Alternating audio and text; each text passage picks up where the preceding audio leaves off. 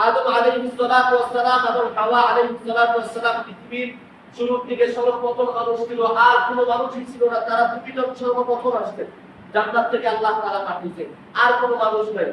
এই মানুষ, এতগুলো মানুষ, দুইজন মানুষ থেকে এতগুলো মানুষ কেমনে হইল? ঠিক না?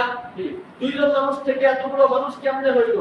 আমাদের মুসলমানরা যে বলে আদম আলাইহিস সালাতু ওয়াস সালাম আমাদের আদি পিতা, এজন্যই বলা হয় আদম এবং হাওয়ার মাধ্যমে এত ধ্বংস।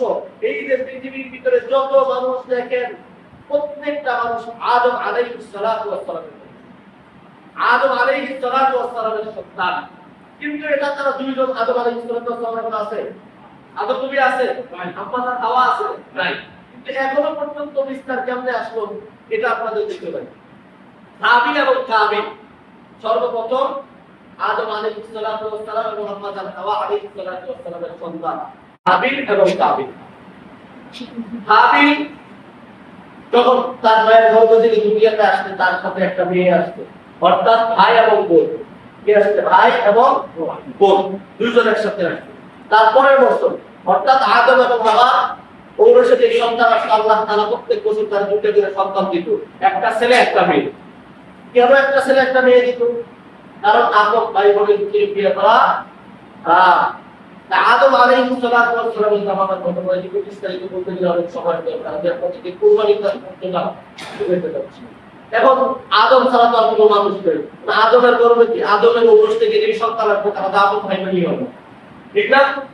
এখন আদম আলাইহিস সালাতু ওয়াস সালামকে আল্লাহ তাআলা প্রত্যেক বছরে দুইটা করে সন্তান দেয়। প্রথম বছর একজন ছেলে একজন মেয়ে, দ্বিতীয় বছর একজন ছেলে একজন মেয়ে। এই যে প্রথম বছর একজন ছেলে হইলো, দ্বিতীয় বছর যে মেয়েটা হয়েছে ওই মেয়ের সাথে প্রথম বছরের মেয়ের বিয়ে হবে, দ্বিতীয় বছরের মেয়ের বিয়ে হবে।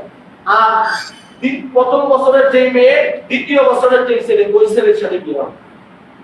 এখন হাবিলের সাথে যে মেয়েটা জন্ম হয়েছে, এই আলোচনা অনেক শুনছেন আপনারা, এটা নতুন অনেক শুনছেন।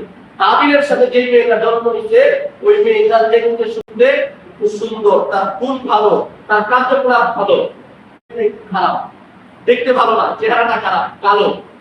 আর কাবিলের সাথে যে মেয়েটা হয়েছে ওইটা একটু সুন্দর, তার চেহারা কাটিং ভালো ছিল। এখন বলেন তো, যদি আমার কথা বলেন তাহলে উত্তর দিব।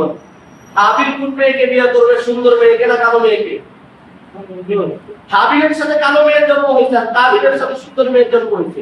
এখন হাবিল কোন মেয়েকে বিয়ে করবে?